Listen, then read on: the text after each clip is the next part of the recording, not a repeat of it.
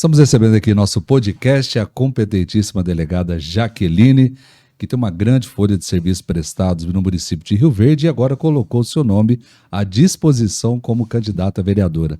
Primeiramente, delegada Jaqueline, quem é a delegada Jaqueline? Nossa, essa pergunta é difícil, né? Mas vamos ver. Primeiramente, é uma pessoa muito grata a Deus, né, por tudo que ela é, né, tudo que eu sou, tudo que eu conquistei. Eu sou muito grata a Deus por tudo isso. E aí, para a gente falar de mim, é muito importante a gente voltar um pouco no passado, né, para as pessoas entenderem quem eu sou e como eu cheguei até aqui. Porque muitas pessoas me veem e acreditam assim, ela teve sorte, ou ela foi somente abençoada por Deus, não teve que lutar, não teve que estudar, mas essa não é verdade. Então, eu com 5 anos, eu decidi que eu queria ser independente. Com 5 anos. Com 5 anos. Por quê? Eu morava no município de São Paulo com a minha família e nós éramos vizinhos de um tio.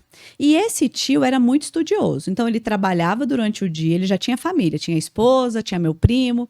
Ele trabalhava durante o dia para sustentar a família e estudava muito à noite. Então, a gente sempre tinha que estar em silêncio, porque ele sempre estava estudando. E um dia, ele passou num concurso para promotor de justiça do município de São Paulo, do estado de São Paulo. E ele saiu daquela casa humilde e foi para um apartamento super chique no centro de São Paulo e comprou 2 carros zero para minha tia e para ele comprou na época também para o meu primo aquele videogame Atari. Então, assim, foi a maior festa, todo mundo muito feliz, meus pais ficaram muito, muito felizes com a conquista dele. E naquele dia, naquele momento, eu perguntei pro meu pai, eu falei, pai, o que aconteceu? E meu pai me explicou, falou, olha, ele passou no concurso público e hoje a vida dele mudou, porque ele vai ser um promotor de justiça, que é um cargo respeitado, né, pela sociedade, e além disso ele vai ter estabilidade financeira, ele vai ter um salário no final do mês, que ele vai se organizar, ele não vai ser rico, mas ele vai ter conforto, bem-estar, ele e sua família. E eu falei pro meu pai naquele dia, ainda bem pequeno, eu falei, pai, eu quero ser que nem ele. E meu pai disse, é possível, basta que você se dedique aos estudos, que você estude muito, seja persistente. E então, lá com 5 anos, eu decidi que eu queria aquilo para minha vida, aquela felicidade toda, né, deles. E aí meu pai sabia todos os caminhos, porque meu pai também sempre foi muito estudioso. Ele, na época, era concursado do Tribunal de Contas do município de São Paulo e ele continuava estudando para concurso porque ele queria ser auditor fiscal. Então, eu acompanhei todos esses anos de estudos e ele me disse, não, eu vou te ajudar. A primeira coisa que você tem que fazer é ler muito. Toda pessoa que faz o curso de direito e quer seguir uma carreira jurídica, ele tem que ler, conseguir interpretar o que ele está lendo e conseguir expor, tanto por meio da escrita quanto por meio da oratória. E eu vou te ajudar te levando todos os finais de semana na biblioteca pública aqui do município de São Paulo. E então, nos nossos finais de semana, esse legal, era nosso hobby. Que história bacana. A família toda, eu estava começando a ler, né, aprender a ler com 5, 6 aninhos, mas eu já lia vários livros, todo final de semana a gente ia, e isso faz parte da minha vida desde então. Com 9 anos, nós nos mudamos para o interior de Mato Grosso do Sul, para Aparecida do Taboado, e lá eu intensifiquei os estudos, que eu fui para o nível médio, né? Já sabia que eu queria fazer direito, então eu sabia que as matérias mais importantes eram a língua portuguesa, literatura, história, geografia, e eu fui fazer vestibular em Paranaíba, Mato Grosso do Sul, que ficava a 50 quilômetros de Aparecida do Taboado. Na época, meus pais não tinham condições de pagar uma faculdade particular e nem de me sustentar em outra cidade, porque era caro, né? Só que a faculdade em Paranaíba era estadual, era pública, e eu conseguia viajar no ônibus da prefeitura todos os dias. Então, eu fiz a faculdade lá, fui aprovada no vestibular. No último ano de faculdade, eu já fui aprovada no concurso de técnico judiciário do Tribunal de Justiça de Mato Grosso do Sul.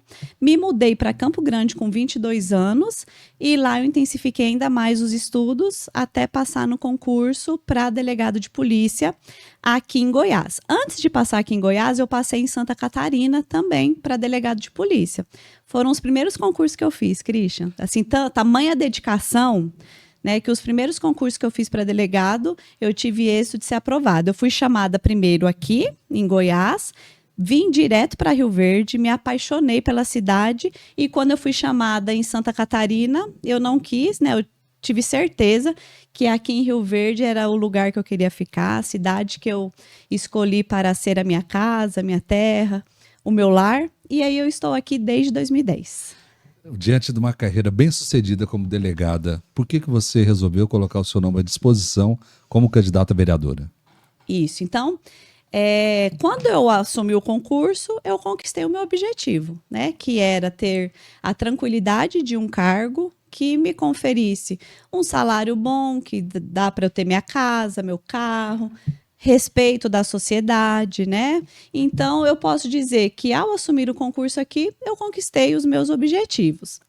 Mas foram 14 anos, né, como delegada de polícia. E quando eu fui para a Delegacia da Mulher em 2016, eu encontrei uma outra realidade que eu desconhecia. Então, eu me deparei com uma situação, né, com um grande número de violência contra a mulher, muitas mulheres sofrendo, né, todo tipo de discriminação, de humilhação. Quando a gente estuda a Lei Maria da Penha, a gente sabe que isso existe, até mesmo porque tem a lei. Mas a gente até lidar de perto com essa situação, a gente não imagina que é daquela forma. E quando eu cheguei na Delegacia da Mulher em 2016, eu me assustei. Eu me assustei com a grande quantidade de casos e também com os relatos das mulheres, né? Que eram relatos muito similares. Então, a gente atende cerca de 5 a 10 novos casos na Delegacia da Mulher todos os dias e a maioria delas relata as mesmas coisas. Então, eu falei, isso aqui não está certo, eu tenho que estudar mais sobre isso. Eu tenho que entender o que está acontecendo, por que tem tantas mulheres sofrendo. Porque, como eu falei, eu vim de um lar onde o meu pai entendia homens e mulheres iguais. Tanto é que eu fiz um concurso para delegado de polícia, né? Se eu tivesse sido criada em um lar machista, o meu pai não teria me incentivado a ser delegada. Ele ia falar, não, delegada não é coisa para mulher, delegada é coisa para homem, ser policial. Mas não, então eu nunca tinha visto de perto essa questão da desigualdade entre homens e mulheres. Então, lá em 2016... quando eu assumi, eu decidi estudar sobre isso e fiz um mestrado em Direitos Humanos para entender melhor essa questão da discriminação, da desigualdade e da violência. E lá, em 2017, quando eu comecei o mestrado e comecei a me aprofundar no estudo, eu entendi que a violência contra a mulher ela é cultural e histórica. Cultural porque faz parte da nossa cultura entender homens como superiores às mulheres e mulheres com o dever de ser submissa a esses homens. E, além disso, histórica, porque não é algo dos últimos 10 anos, 100 anos, é algo histórico que perdura por toda a sociedade. Se a gente for investigar desde os primórdios, lá na pré-história a gente tem já histórico de discriminação e de superioridade masculina e inferioridade feminina. E, a par disso tudo, como romper, né? Como acabar com essa desigualdade? Somente através da educação, somente através da informação, de levar, de discutir. Então, lá em 2017, quando eu li um livro chamado A Dominação Masculina, do Pierre Bourdieu, que é um sociólogo francês, onde ele estuda tudo isso que a gente está conversando, né? O histórico de dominação masculina, ele chega à conclusão que a única forma de romper é passar a falar sobre isso diariamente. Assim como, durante esses 2000 anos de dominação masculina, nós tivemos uma cultura de reprodução do machismo, onde os homens dominam, os filhos desses homens continuam reproduzindo, e os filhos, né, os netos, e assim sucessivamente. E as mulheres, de outro lado. As mulheres, elas são submissas, elas assumem o trabalho doméstico, elas entendem que o papel principal da mulher é o cuidado dos filhos e o cuidado dos afazeres domésticos. E assim ela passa isso para os filhos, para os netos, para os bisnetos, e todo mundo vai repetindo isso, isso fica enraizado na nossa cultura, e a única forma de romper é passar a adotar comportamentos de igualdade. E como que a gente passa? Porque se todo mundo acha que está tudo certo, a mulher ser a única responsável pelos afazeres domésticos, como que a gente vai explicar que não, que isso não está certo? Por meio da educação, né? Por meio dessa conversa, do diálogo. E lá em 2017, quando eu percebi isso, eu comecei a fazer palestras em escolas. Eu falei, eu vou fazer minha parte. É o ideal, porque, na verdade, a gente tem que vir com muita informação do que é igualdade para a gente preencher a cabeça das pessoas. Por quê? Na igreja, a gente tem a desigualdade, né? Geralmente, nas igrejas, eu não estou discriminando nenhuma igreja, mesmo porque eu sou cristã, né? Mas a gente tem muitos pregando a superioridade do homem, que a mulher tem que ser submissa ao marido. Nas igrejas, geralmente, o líder da igreja é o homem, né? É o pastor, é o padre. A mulher sempre tem um papel auxiliar. Se a gente pegar a mídia, durante todos esses anos, o papel da mídia também foi ter o homem no centro de tudo. Então, se a gente lembrar do Jornal Nacional, agora que a gente tem mulheres, mas por muito tempo foram somente homens. Se a gente pegar filmes, novelas, os atores principais sempre eram homens brancos, bonitos, altos, ricos e bem-sucedidos.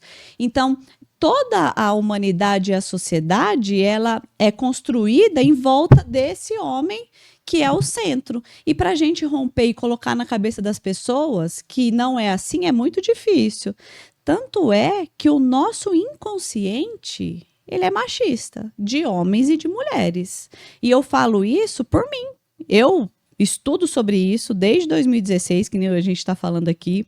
Estudo sobre a violência, sobre a igualdade. Eu tenho plena certeza que homens e mulheres são iguais, que nós mulheres temos a mesma capacidade que os homens, só que em vários momentos da minha vida o meu inconsciente me trai.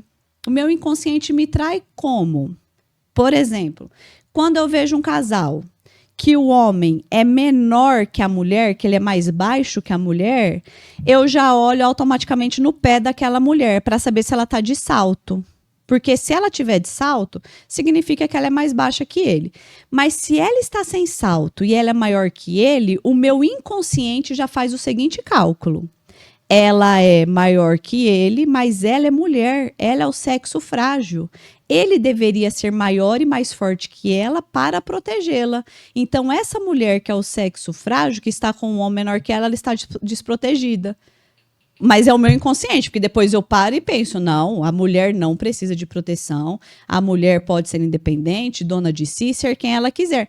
Mas essa é a força da cultura. Então, lá em 2017, quando eu estudei e entendi que a gente precisa começar a trabalhar e falar disso todos os dias, eu falei, eu vou começar a fazer palestras hoje para levar essa reflexão para a sociedade, para as pessoas, e ainda que eu não alcance todo mundo, eu vou conseguir alcançar uma parte da sociedade. E aí, nesse momento é que surge o desejo de entrar para a política, porque o objetivo, né, da administração pública, seja do prefeito, seja dos vereadores, é fazer políticas públicas para atingir toda uma cidade, não só um grupo de pessoas.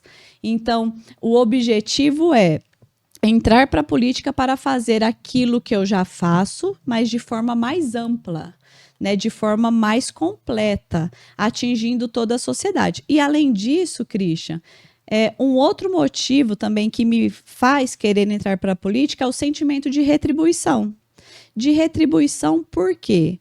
A minha vida ela é muito boa, eu sou feliz, eu sou bem-sucedida, né? Eu tenho experiência, eu posso ajudar muitas mulheres, eu posso ajudar muitas meninas a não se envolverem em relacionamentos abusivos, a não engravidarem precocemente, a não prejudicarem a sua vida, né? A traçarem os seus objetivos. Eu sei que eu posso fazer isso, e eu sei como fazer isso, mas sozinha eu não consigo. Então, o objetivo também de entrar para a política é esse sentimento de retribuição e toda a experiência que eu tenho como delegada, que eu sei que eu vou conseguir salvar muitas vidas, salvar muitas mulheres e proteger muitas famílias. Uma vez a senhora sendo eleita, a senhora continua como delegada? Sim, com certeza. A minha paixão é ser delegada e a finalidade de ser vereadora é justamente fazer as duas funções. Ser vereadora para ser uma delegada, melhor ainda, para fazer esse serviço que eu já faço de uma forma melhor e mais ampla. Doutora, quais as suas principais bandeiras como candidata a vereadora pelo município de Rio Verde? A minha principal bandeira, com certeza, é a proteção das mulheres, a defesa dos direitos das mulheres, porque eu estou na delegacia e eu vejo que as mulheres têm sofrido muito, né? Que elas têm uma série de direitos violados e elas têm uma série de necessidades, principalmente as mulheres que sofrem violência. Então, uma mulher, quando ela está num relacionamento abusivo e ela deseja se separar, ela enfrenta muitas barreiras. A primeira barreira, né, a mais comum, é a dependência financeira. Não é a única, não é a mais importante, mas é a mais comum. Muitas mulheres, elas continuam nos relacionamentos abusivos por medo de não conseguir sustentar a si e a seus filhos. Então, ela continua nesse relacionamento. Além disso, essa mulher, ela foi muito humilhada, muito maltratada, ferida, e ela precisa de um acompanhamento psicológico, que muitas vezes o poder público não consegue fornecer e muitas vezes ela não tem condição de financiar, de pagar. Então, é muito importante a gente ter esse atendimento psicológico para essa mulher. Além disso, ela precisa de um advogado para resolver as questões burocráticas do fim do relacionamento, ela precisa de creche para os filhos, ela tem uma série de demandas que fazem com que ela precise de apoio para conseguir encerrar o relacionamento abusivo. Então, o primeiro motivo pelo qual eu estou entrando para a política é garantir esse direito para essas mulheres e, mais do que isso, ampliar esse trabalho que nós já fazemos na Delegacia da Mulher. Então, esse trabalho já é feito, mas ele é feito de que forma?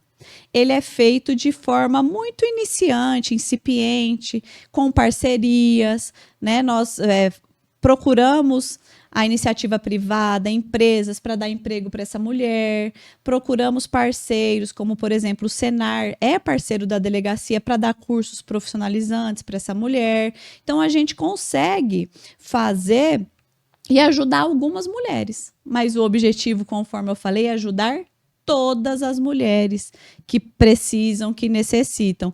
Então, com certeza, a minha principal bandeira é a proteção das mulheres. E dentro disso, o que eu pretendo? Quais são as minhas propostas, né?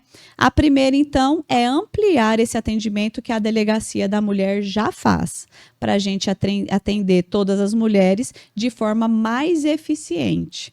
Além disso, fortalecer a rede de apoio da mulher que já existe em Rio Verde. Nós já temos uma rede de apoio funcionando, mas o objetivo é fortalecer para que todas as mulheres do município tenham conhecimento, porque hoje muitas mulheres não sabem onde procurar ajuda, não sabem que tem CREAS, que tem CRAS, que tem o núcleo de prática jurídica das universidades para auxiliá-las. Elas não sabem que a gente tem também uma rede de apoio que possibilita que elas voltem para a sua cidade com a passagem paga pelo município. Então, a gente tem essa rede de apoio funcionando muito bem, mas muitas mulheres desconhecem. Muitas mulheres não sabem nem que tem Delegacia da Mulher em Rio Verde. E o objetivo é levar essa informação para todas as mulheres. Uma outra demanda que também é importante é uma casa de apoio similar à Casa da Mulher Brasileira que existe em alguns municípios.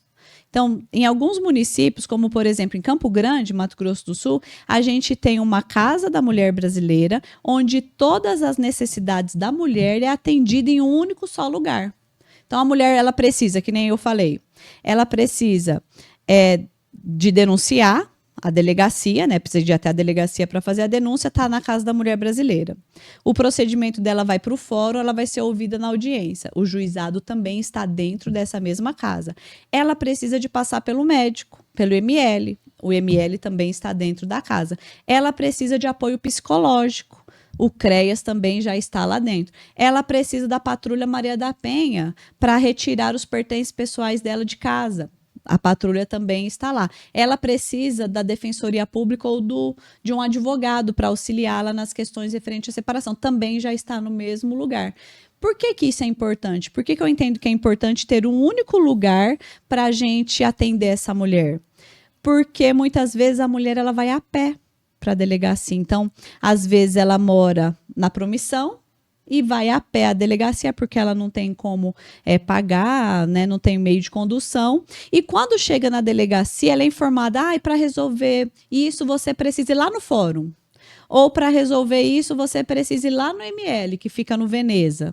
Então, fica muito difícil. Muitas mulheres acabam desistindo também, né, de lutar pelos seus direitos. Então, o objetivo de ter uma casa em um só lugar é esse. Seria reunir tudo que a mulher precisa para encorajá-la, para dar forças, para apoiá-la realmente naquela decisão que é tão difícil, a decisão da separação. Além disso, Christian, nós também pretendemos implementar serviços sociais, né, algumas ações sociais para essas mulheres, para que elas, lá naquele momento, elas tenham condição de se livrar desse relacionamento abusivo. Então, como, por exemplo, dar cursos visando o bem-estar da mulher, fazer rodas, a gente já tem essas rodas de troca de experiência, né? Grupos de apoio a mulheres, a gente já tem, tanto na delegacia quanto no CREAS. Mas na delegacia, por exemplo, a gente consegue atender 10 a 15 mulheres por ano,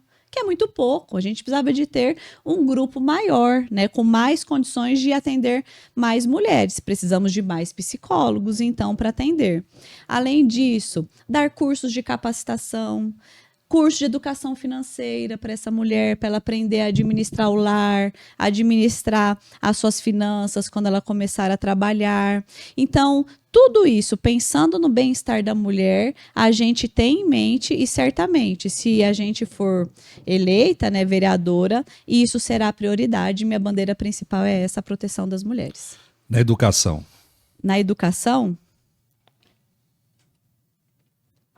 A educação, conforme eu falei, é algo que, né, é minha paixão. Eu acredito que a gente pode transformar o mundo.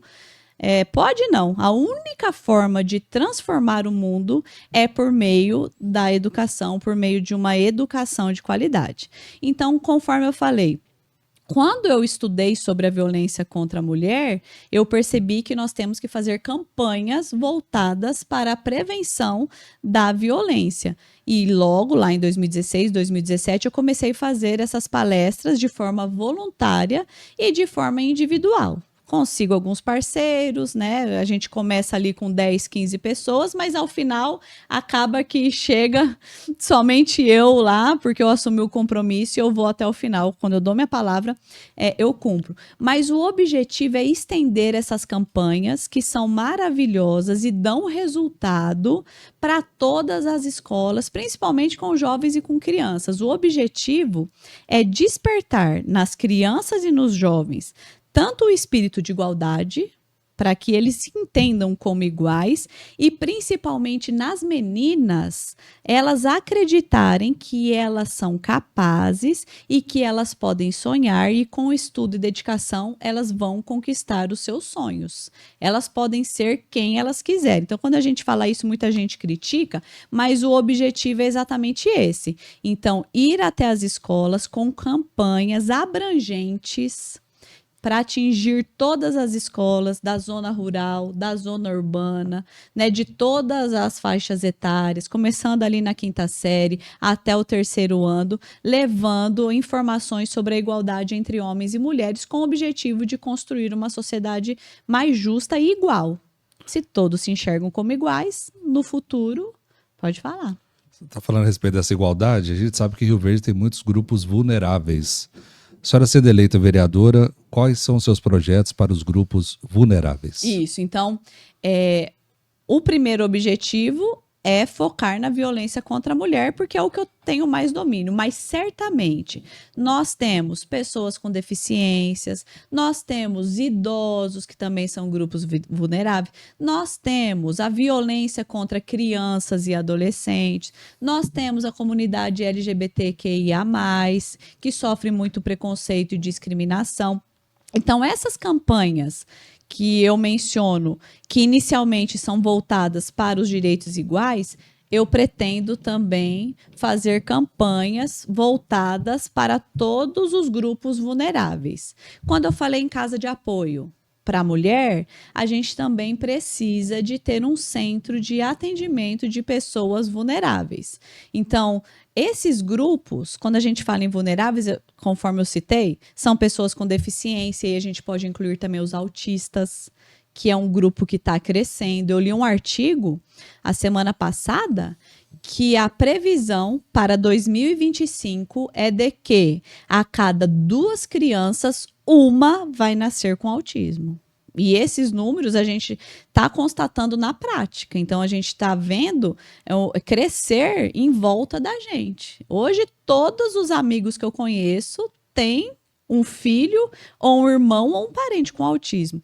Então, quando a gente fala em grupos vulneráveis, a gente abrange pessoas com deficiência, abrange também esse número, essas pessoas com autismo, abrange os idosos, a comunidade LGBT, pessoas em situação de rua, imigrantes. Hoje nós temos muitas pessoas vindas da Venezuela, então são pessoas que têm demandas específicas que precisam ser estudadas, e a gente precisa entender o que cada um desses grupos precisa, qual a melhor forma de tratá-los, né? O que eles precisam de forma mais urgente inicialmente, e posteriormente como a gente pode dar independência a cada um deles. Isso tudo faz parte do nosso plano, mas a gente vai precisar estudar a demanda específica de cada um. Como eu falei, com relação à mulher, eu já estudei, já aprofundei, já sei tudo o que as mulheres e as famílias precisam. Com relação aos outros grupos, é objetivo meu também abraçá-los, mas a gente vai precisar aprofundar um pouco mais em cada um deles. Rio Verde é um dos maiores municípios do estado de Goiás, territorialmente. Qual que é o projeto da senhora para a zona rural? Essa é uma pergunta bem interessante, Christian. No domingo, eu estive na região do Rio Preto, lá na zona rural. Confesso que não é algo que eu entenda, né? Eu sou paulista, urbana, nunca estive em fazendas, mas eu fui convidada a ir até lá e fui de coração aberto. Conversando com os moradores daquela região, uma pessoa, uma mulher, me falou assim: você como vereadora, você vai nos ajudar? E eu respondi imediatamente que sim, vou ajudar. Mas logo em seguida eu fiz uma outra pergunta para ela. Falei: mas como eu posso te ajudar? Porque eu não sei. O que vocês precisam? Qual a demanda de vocês? E aí, então, eles me trouxeram, né, era um casal, eles me trouxeram várias demandas, e com certeza todas são demandas justas. A principal, a questão da rodovia deles, que é de terra, quando chove ela fica intransitável, tem uma serra, e quando chove fica escorregadia, os caminhões que estão cheios, eles não conseguem subir a serra, eles têm que esperar passar. Então, isso é algo que prejudica a produção deles. Demanda extremamente justa e que merece ser abraçada por mim. Além disso, também tem uma outra demanda com relação à saúde dos moradores, porque para eles fazerem consultas e exames, eles têm que vir até a cidade um dia, marcar, aguardar chegar a data, voltar nesse outro dia, e depois eles têm que voltar novamente para fazer exames. Ou seja, é muito difícil, né, para eles não conseguem, e muitos deixam a saúde de lado, porque eles não têm condições de deixar a plantação, o gado, né, a criação deles lá, assim, vários dias seguidos. Então, lá, conversando com eles, eu já imaginei, e se nós tivéssemos um consultório móvel visitando a zona rural de Rio Verde?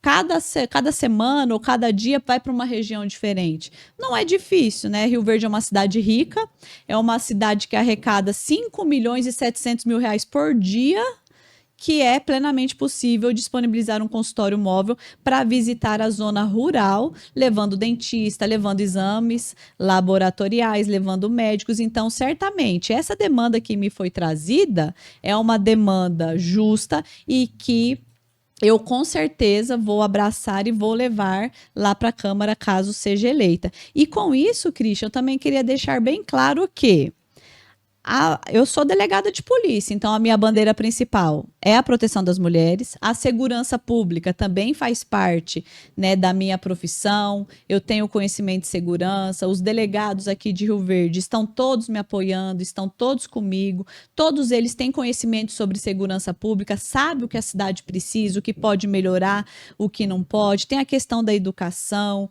que também é prioridade, a proteção dos grupos vulneráveis, mas então, tem muita gente que está me vendo e falando, mas ela não falou nada do agronegócio, ou ela não falou nada da saúde, ou ela não está falando nada da habitação.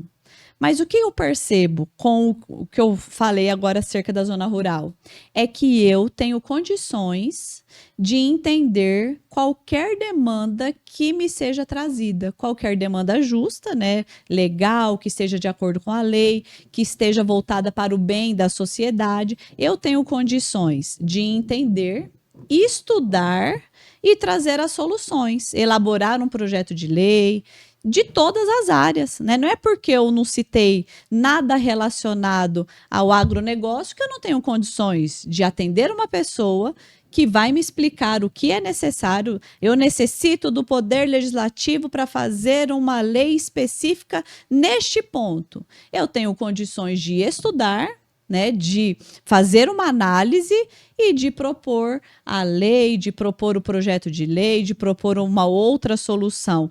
Então, apesar de as minhas principais bandeiras serem essas, eu estou pronta para abraçar qualquer outra demanda que a sociedade tiver.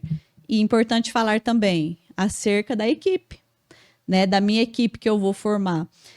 Eu, enquanto delegada de polícia, formada em Direito, com mestrado em Direitos Humanos, a minha equipe de assessores lá na Câmara, ela vai ser formada por pessoas que tenham o mesmo conhecimento ou um conhecimento superior ao meu. Eu não vou formar uma equipe com pessoas que tenham menos conhecimento, porque senão eu vou ter que trabalhar sozinha. Então, o objetivo é formar. No ano passado, a equipe de assessores subiu para 15, né? Eram 10 assessores, cada vereador tinha direito a 10 assessores, e agora cada vereador tem direito a 15 assessores, que é uma equipe grande que dá para fazer muita coisa, desde que os assessores sejam pessoas gabaritadas naquilo que a gente quer fazer. Então, por exemplo, Christian, uma das minhas pautas, a proteção dos autistas, dos direitos dos autistas, lutar pelos autistas. Certamente, na minha equipe de assessores, eu vou ter uma pessoa especialista em direito dos autistas. Por quê? Eu entendo muito de direito das mulheres, violência de gênero e tudo mais. De direito dos autistas eu não entendo. Entendo de forma superficial, né? Já conversei com muitas pessoas sobre os direitos deles, o que é necessário, mas eu não entendo de forma aprofundada para debater, para fazer leis, né, que abranjam todos eles. Então, é muito importante que na minha equipe tenha alguém gabaritado para tratar disso. Outro exemplo, o trânsito de Rio Verde. Todo mundo sabe que o trânsito de Rio Verde está caótico e precisa de melhorias. Eu sou especialista em trânsito? Não. Eu entendo da parte criminal. Lá na parte criminal, né, a pessoa atropelou, estava embriagado, a gente prende, pune, pede a prisão. Mas na questão de melhorar o tráfego, o tráfego, né, melhorar a mobilidade, eu não entendo. Vou ter um especialista em trânsito para me auxiliar a fazer propostas, a trazer soluções. Então, tudo isso já está sendo pensado. Doutora, há um ditado em Rio Verde que diz que sem compra de votos, dificilmente é eleito algum vereador no município. Qual que é a sua mensagem a respeito da compra de votos? Isso é verdade. Então, assim, eu estou vendo, muitas pessoas chegam e me falam, por que o fulano está comprando votos, está dando combustível, está dando cesta básica. E muitos até, eles me cobram, você é delegada de polícia e não está agindo, né? Você não está fazendo nada. Primeiro, eu, enquanto delegada de polícia, eu estou afastada, né, por conta das eleições, estou afastada desde abril, mas para a gente punir alguém pela prática de algum crime, a gente precisa da pessoa vítima e de quem vai fazer a denúncia e de provas. Então não tem como eu ouvir dizer e eu iniciar um procedimento de investigação. Eu preciso de ter alguém dizendo: a pessoa me ofereceu tanto em dinheiro e eu recusei. Ou eu fiz um vídeo, ou eu gravei a conversa. Alguma coisa nesse sentido. E além disso, então você é uma pessoa que estava envolvida? Vamos na delegacia denunciar? Quem hoje em dia quer se envolver numa situação dessa? Ninguém. Então a gente não consegue investigar e apurar por conta disso, mas qualquer pessoa que quiser fazer denúncia, eu estou à disposição. Conforme eu disse, eu estou licenciada, mas eu sei a forma como agir e eu posso muito bem orientar a pessoa de onde procurar ajuda, de como fazer a denúncia, inclusive levá-la até a delegacia, se for o caso. E com relação à compra de votos, o que eu penso, Christian? Muitas vezes, as pessoas que estão criticando, né, o governo, criticando os vereadores, ninguém faz nada, a nossa sociedade não muda, o Brasil sempre foi desse jeito, mas esses, muitas vezes, eles vendem o seu voto por conta de um botijão de gás, por conta de um tanque de combustível. Então, se o candidato está te dando um combustível, primeiro, ele está praticando um crime. Ele está praticando um crime porque comprar voto é crime. Se ele está praticando um crime antes de ser eleito, o que ele vai fazer depois que ele for eleito? Porque se ele é um criminoso antes, ele só não foi pego. Mas e depois? Ele vai continuar sendo um criminoso, mas aí já com um cargo e tendo acesso a um dinheiro, né, valores muito maiores. Então a gente tem que pensar nisso. A sociedade ela não muda, a política não muda muito por conta dos próprios eleitores. E outra situação também que eu vejo é que geralmente as pessoas votam em quem são parecidos, com quem elas se espelham, né? Nas pessoas que elas se veem. Então, eu tenho certeza que quando uma pessoa que é honesta, íntegra, estudiosa, que quer alcançar o sucesso profissional, o sucesso pessoal por meio de sua luta, quando ela me vê falando, ela se identifica comigo.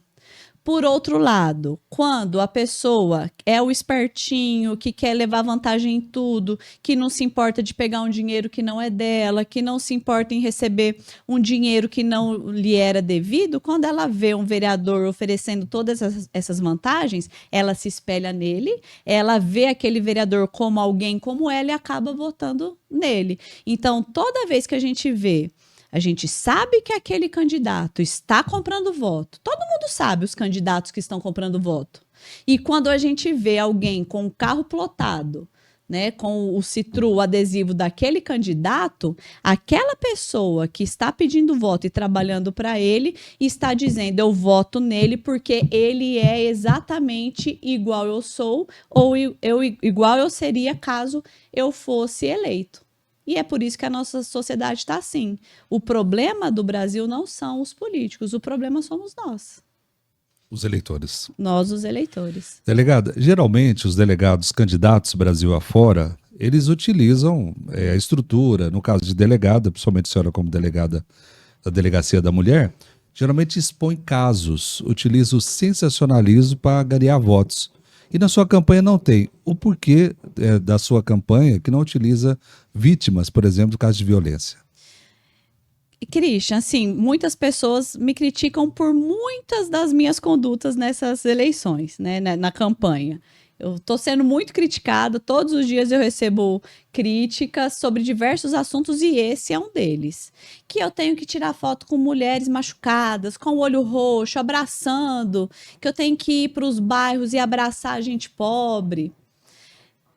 O que eu penso sobre isso é que eu não vou deixar de ser quem eu sou para conseguir voto. Eu quero que as pessoas votem em mim pelo que eu sou, pelo que eu represento. Alguém tem dúvidas de que eu atendo várias mulheres vítimas todos os dias na delegacia? de que a gente tenta dar o nosso melhor, ninguém tem dúvida. E eu não preciso expor uma mulher pobre, uma mulher com dificuldade, uma mulher sofrida, uma mulher machucada, para as pessoas acreditarem em mim. E se as pessoas precisam de ver isso, né, de ver o sofrimento alheio, de ver a delegada abraçando, elas não vão ver. E eu entendo elas, mas o que eu quero deixar claro é que eu não vou mudar quem eu sou para agradar ninguém.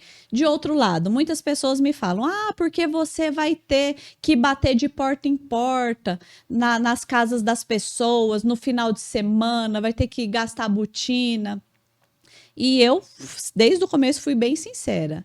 Eu não gosto de ser perturbada quando eu estou na minha casa no final de semana descansando. Eu não quero uma pessoa que eu não conheço, que eu não sei quem é, tocando a campainha da minha casa, batendo palma e dizendo: eu vim aqui para me apresentar. Então, o que eu não quero para mim, eu não vou exigir dos outros. Eu estou fazendo uma campanha diferente dos demais. E muitas pessoas me falaram: mas se você não fizer a campanha como todos fazem, você não vai ganhar. A questão da compra de voto por meio da doação de combustível, né? Da combustível, da isso, daquilo. Eu falei: se não for para eu ganhar do jeito certo, eu não quero ganhar. Eu já sou delegada de polícia, eu já tenho a minha profissão, né? Eu ganhando, eu não ganhando, vou continuar sendo delegada de polícia. Estou muito satisfeita com isso. Então, isso eu tenho muito claro na minha cabeça. Eu vou fazer uma campanha limpa, honesta, como sempre eu fiz em toda a minha vida, né? Eu sempre fui muito transparente, muito clara, né? A pessoa que está me vendo aqui pode ter certeza de que eu sou exatamente isso que eu sou. E se ela me convidar para ir na casa dela, eu vou e ela vai ver transparência, vai ver verdade em tudo aquilo que eu estou dizendo. E eu não quero ser só mais uma candidata, só mais uma vereadora. Eu quero realmente fazer a diferença. Enquanto delegada de polícia, eu sei que eu sou uma das delegadas de polícia que mais trabalha no estado de Goiás, que mais se dedica, que mais faz palestra, que mais trabalha fora do horário, que mais procura parceiros para a delegacia da mulher, que mais está envolvida realmente com a causa. E isso tudo que eu faço porque eu quero, não porque é minha função. Porque o delegado de polícia, a função dele é investigar o crime, pedir a prisão, prender quem praticou o crime, ponto. Mas eu tenho vontade de fazer mais, eu quero fazer mais por conta daquele sentimento de retribuição que eu te falei no início. E as pessoas podem ter certeza: eu nunca mudei quem eu sou. Se a gente pegar um colega de escola lá da 12 anos, 13 anos, e pegar e me apresentar para ele de novo, vamos sentar aqui como ela era, como ela é agora. Eu sou exatamente a mesma pessoa. Eu não mudei nada. O fato de ser delegado, para muitas pessoas, sobe, né, uma sensação de poder, andar armado, autoridade. Isso nunca fez diferença na minha vida, porque eu sempre soube quem eu era, e isso é somente mais uma qualidade, né, o que veio para o meu lado para me tornar uma pessoa melhor, mas não superior aos demais. Então, muitas pessoas me dizem: mas você vai entrar para a política, você vai se corromper, você vai mudar, o poder vai subir na sua cabeça. Não vai. Não vai, porque eu estou com 42 anos, eu sei quem eu sou, eu sei o que me faz feliz, não é dinheiro que me faz feliz, não é poder que me faz feliz, eu sei exatamente do que eu preciso, né, para ser feliz, e tudo que eu preciso para ser feliz eu já tenho, e certamente eu estou entrando dessa pela sociedade, pela população, não é por mim. Eu não estou querendo ser vereadora por mim, para trazer mais algo para a minha vida. Não é. Eu estou entrando pela população. E se a população me quiser, estou pronta para trabalhar por Rio Verde. Mas se não der certo, né? Eu vou continuar servindo a população como delegada de polícia. A senhora tem rabo preso com alguém? Uma vez sendo eleita vereadora, a senhora terá independência lá na Câmara Municipal? Com certeza. Né? E isso eu sempre fiz questão de deixar bem claro, né? Lá no início, quando eu estava cogitando ser candidata, eu conversei com todos os candidatos à prefeitura e eu deixei isso bem claro para todos eles. Eu vou me filiar a um partido porque são as regras do jogo. Mas toda decisão que eu for tomar enquanto vereadora, eu vou tomar de acordo com os meus princípios e com os meus valores. Não vai ser de acordo com o candidato da oposição ou o candidato da situação, com quem está do meu lado ou com quem não está. Então, isso não vai existir. Toda demanda que for apresentada, todo projeto de lei que for apresentado, eu vou analisar isenta de quem está apresentando. Para mim não interessa. E na delegacia da mulher é assim. Eu fico muito chateada, Christian, quando eu vejo comentários. Ontem mesmo, dando uma olhada no Instagram, uma pessoa comentou: mas só funciona, estava falando de prisão de agressor de Maria da Penha.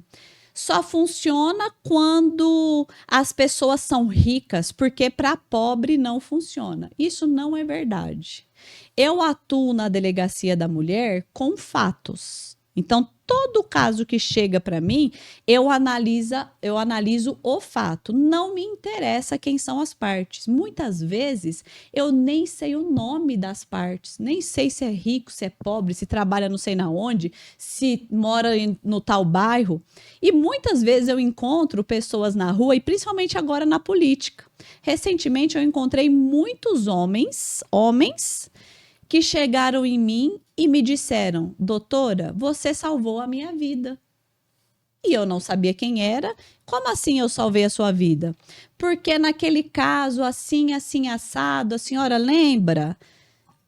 Esses dias, vou contar um caso concreto. Fui na Perdigão, dar uma palestra na Perdigão. Quando eu estava entrando na Perdigão, um dos vigias me abordou. Falou: você é a doutora Jaqueline? Eu falei: sim. Você me conhece? Eu perguntei: você me segue no Instagram? Ele falou: não, você salvou a minha vida. Desse jeito. Aí eu falei: como que eu salvei a sua vida? Ele disse: um dia, algum tempo atrás, a minha ex inventou uma mentira e a polícia me pegou e me levou para a delegacia. Levou a minha ex, uma amiga dela que é a testemunha, e me levou. E lá naquele dia você me soltou. Você chegou à conclusão de que a minha ex estava mentindo. Eu falei: nossa, a gente age assim. Se a mulher está mentindo, a gente não fica do lado dela, a gente fica do lado da justiça. E aí eu entrei e escutei ele falando. Ela se arrastou no muro chapiscado. A própria mulher se ralou no muro chapiscado. E aí na hora eu lembrei do caso. Mas eu não lembro das pessoas. Por quê? Não lembrava do rosto dele, eu atendi ele, eu conversei com ele na delegacia. Por que que eu não sabia? Porque para mim não importa quem é a pessoa. Para mim importa a situação, o caso e a aplicação da lei naquele caso. E isso, né, quem trabalha na delegacia pode confirmar, que eu nunca pergunto: mas quem que é? Vamos agir mais rápido porque é fulano ou é ciclano. Então, isso é algo que eu quero deixar bem claro. Eu não tenho rabo preso com ninguém. Não me interessa se é rico, se é pobre, se é bem-sucedido, se é usuário de droga, se é transexual, se é travesti. Não me interessa nada. Essa pessoa, ela tem um direito assegurado pela lei? Tem. O direito dela foi violado? Foi. Isso é o que basta para eu agir. E assim vai ser também caso eleita vereadora. A gente vai analisar o que é proposto e não quem propôs. A senhora falou de um assunto importante a respeito das drogas. Infelizmente, muitos jovens têm adentrado nas drogas, em alguns vícios. Qual o seu projeto para combater as drogas? Então, inicialmente, eu tinha um pensamento de que as casas de apoio, casas voluntárias, né, de igreja, psicólogos, pessoas que faziam trabalhos voluntários, levavam pessoas para serem cuidadas nessas casas, recebendo ajuda do poder público ou de empresas privadas. Eu achava que seria interessante, mas eu estou revendo. Não tenho uma opinião formada ainda, eu estou revendo e com certeza na minha equipe eu vou ter um especialista nessa situação. Por quê? Porque os usuários de drogas na delegacia da mulher, eu não tenho dados corretos para informar, mas mais de 50% dos casos de violência tem pessoas envolvidas com drogas, geralmente filhos, geralmente netos, né, que maltratam as mães, as avós para conseguirem dinheiro para comprarem a droga, né, o crack, enfim. E a gente precisa ter uma resposta para isso. A melhor resposta é uma internação compulsória? Uma internação em uma clínica aqui mesmo em Rio Verde, mas não uma clínica pública. O CRAS, ele tem, eu acho que é o CRAS, não, é o CAPS EAD.